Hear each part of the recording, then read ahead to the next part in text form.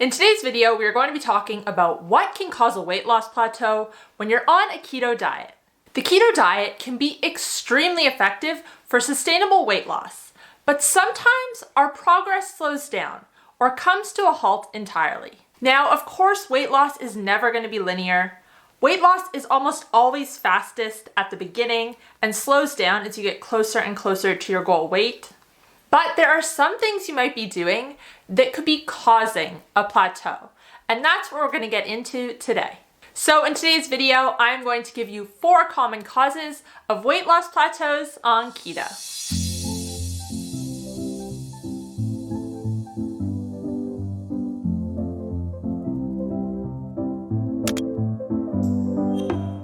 Hey guys, welcome back to my channel. If you're new here, my name's Kate. I'm a health coach and I post videos on a high-fat, nutrient-dense way of eating. If you like this video, please give it a thumbs up, feel free to share, and make sure to subscribe. And make sure to follow me on Instagram, Twitter, and Facebook where I share new posts every single day. Today's video is sponsored by Squarespace. For everything from websites and online stores to marketing tools and analytics, Squarespace is the all-in-one platform that does it all. Head to squarespace.com/healthcoachkate to start your free trial today. As I mentioned at the start of this video, the keto diet is extremely effective for weight loss. This is because when you are limiting carbohydrates in your diet, as you are with the keto diet, your body turns to burning fat for energy instead. So this means it is pulling most of the energy it needs from your fat stores, and you end up losing weight. But some people who start the keto diet do not see weight loss right away. And other people might be getting good results at the start, but then they see their progress slow down or come to a halt altogether. So what gives? Well, there are 4 reasons that I commonly see that can cause a plateau, so let's get into those now. Number 1, hidden carbs. This reason is most common in those who are first starting the keto diet because they haven't fully wrapped their head around what limiting carbs means. And I will admit, there is definitely a learning curve when you first start keto. The standard American diet that most of us eat is based around foods that are very high in carbohydrates: bread, pasta, cereal, etc. So figuring out and understanding what foods you can eat that are low in carbohydrates can be challenging.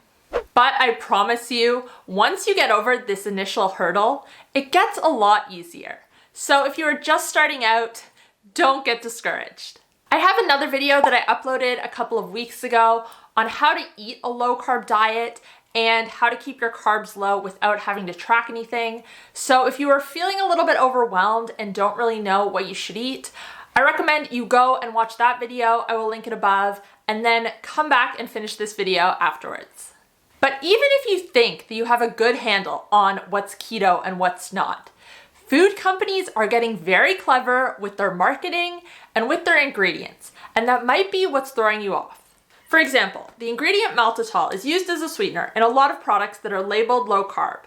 And while maltitol is technically a sugar alcohol, which means it gets subtracted from the net carbs on nutrition labels, it actually shouldn't be subtracted.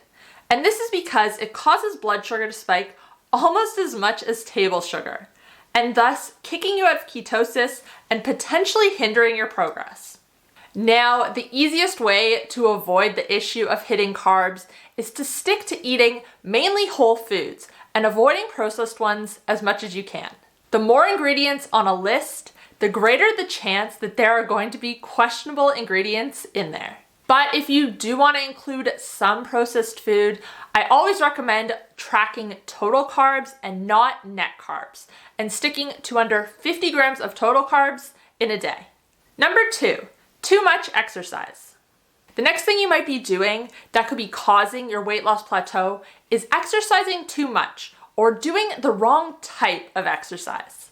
When it comes to weight loss, most of the battle comes down to what we are eating. Exercise on its own is not an effective strategy for weight loss, and this is for a couple reasons. Number 1 is that it makes you hungrier.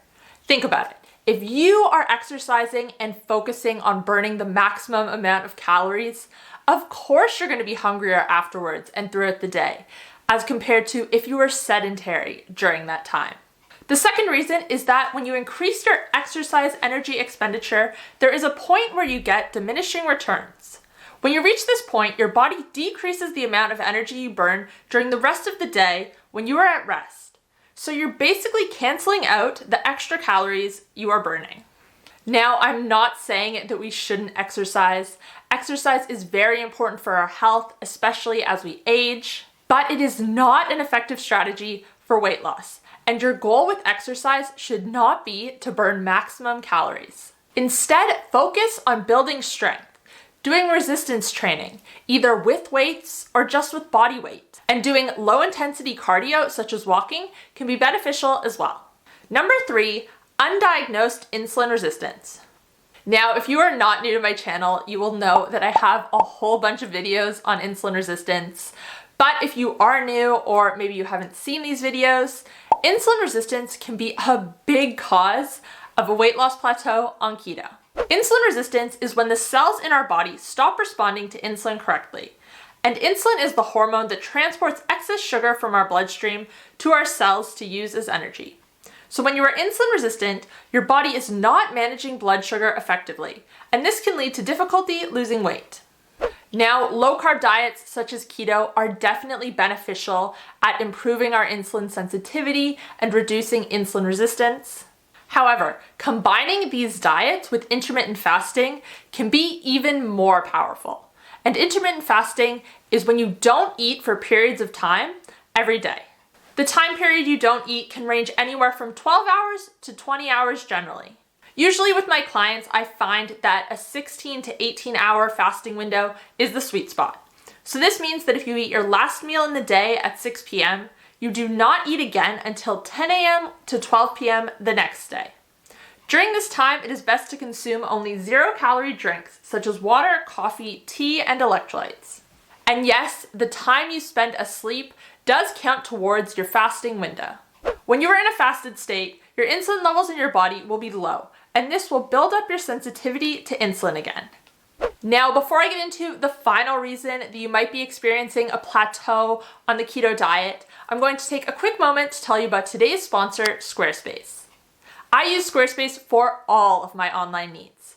My website, my blog, my email list, Squarespace does it all. One thing I love about Squarespace is how easy it is to use. They have numerous templates that are easy to switch between, and their style editor makes customizing layouts, fonts, and colors simple.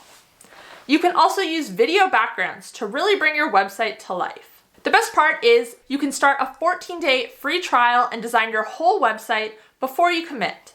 Head over to squarespace.com/healthcoachkate to start your free trial, and when you love it and decide to launch, use code healthcoachkate to save 10% off your order.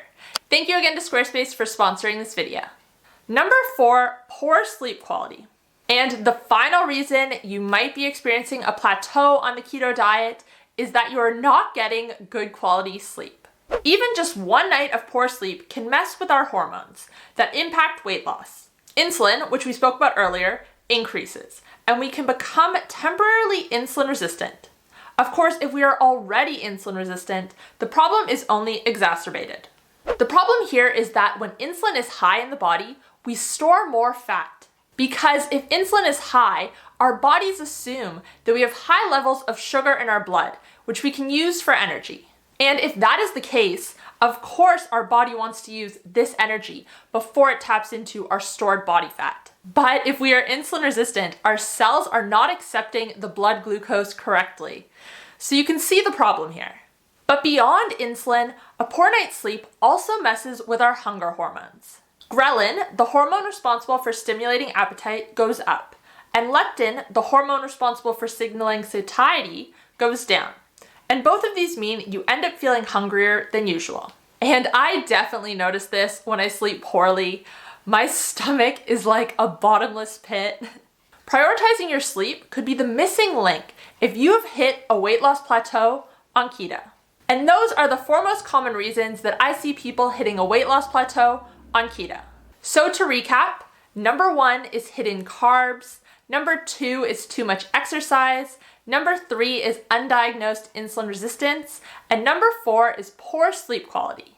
Let me know in the comment section down below if you think any of these reasons could be causing your weight loss plateau on keto, or if you have hit a plateau in the past and were able to break through, let me know what you did. If you like this video, please remember to like it, comment, and subscribe.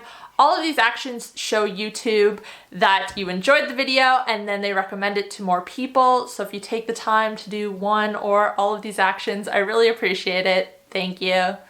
And if you are thinking about building a website, make sure to check out Squarespace, and I will put the link with the promo code in the description box down below. If you did like this video, you might also like that video on how to eat a low-carb diet without tracking that I mentioned earlier. I will link it here. If you want to catch up on my most recent upload, you can find it here. And if you want to check out my keto diet and carnivore diet coaching programs, you can find them here. Thanks guys, I'll see you next time. Bye.